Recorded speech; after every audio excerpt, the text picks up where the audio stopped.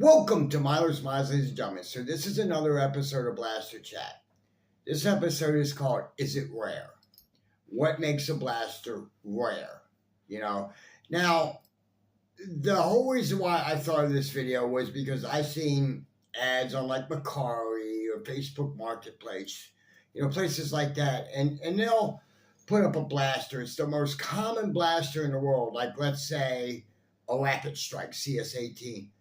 Ultra rare blaster, only blah blah blah made. Is it really? Well, what makes it so rare? The fact is that there was 100 million of them made. Things like that. So I figured I would kind of point out the obvious here and explain to people what makes a blaster rare. There's a couple things that'll make a blaster rare. Like, for example, this one here. This is the Apex Prime. Now, this is the International Edition Silver. Okay, there was only 100 silver units made. I have one of them. So that's 1 out of 100. Okay, and the only reason that makes this blaster rare is just because of the coloring, the silver. Okay, that's one example. Or maybe another one would be like a Crimson Recon or Gear Up Recon or a Crimson Long Shot or something like that. Those would be considered rare blasters. Anything in the Sonic series would be considered kind of rare. Just because you don't see them hardly anymore. Another thing that would make a blaster rare is how many are produced. What you think about that? How many blasters are produced? Such as, let's look at the original Dark Zone MK1, the orange version. There was only 1,000 of those blasters made. That makes it very rare. Each one was numbered and had a certificate to go with it. Okay. Now, some companies, what they'll do is they'll make, quote, a rare variant, and then they'll make it limited edition or rare or whatever, and they'll release it, and then once it goes away, they won't make any more. And then there's some companies like Dark Zone, they made a limited edition orange MK2. The MK2 was supposed to be a limited edition orange. Well, not really, because they stopped making them and then they started making them again. So that doesn't make it rare anymore. You see what I mean? Because not anybody and their father can get them anywhere. Type deal, very easily.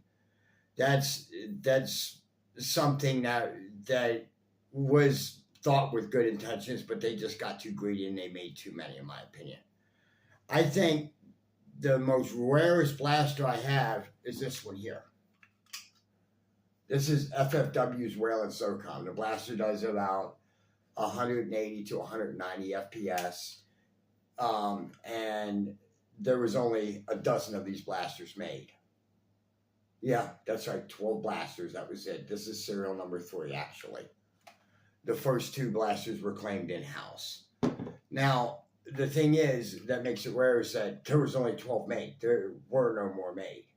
And this is nothing more than a pump-action Springer, but still, there was only 12 made. That's fair. That would be considered a rare blaster, So if you're going to look for something and you're going to list it as rare, or if you're going to buy something that's rare, you want to go look for like a rare color variant. That's the first thing. If it's not really a color thing with you, then maybe you want to look to see how many were actually produced. Like if you're going after, like, say, a silver Apex, there's only 100 of them made, and all of them have been sold out by now. I haven't seen any of them on the third-party market yet, is what it is.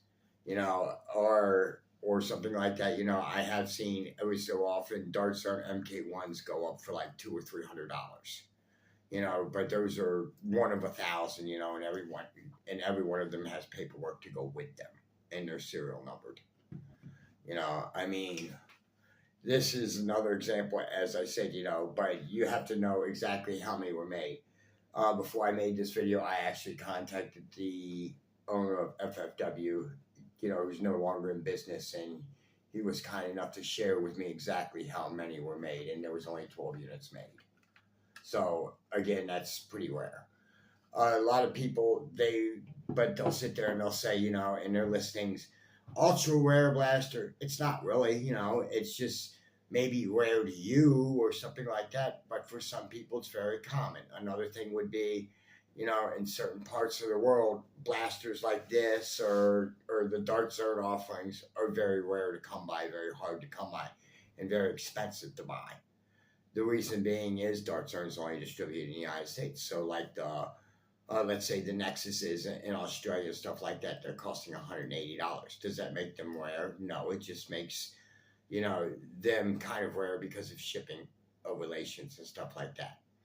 But thank you so much, ladies and gentlemen, for watching. And that's my dissertation on is a blaster rare or not.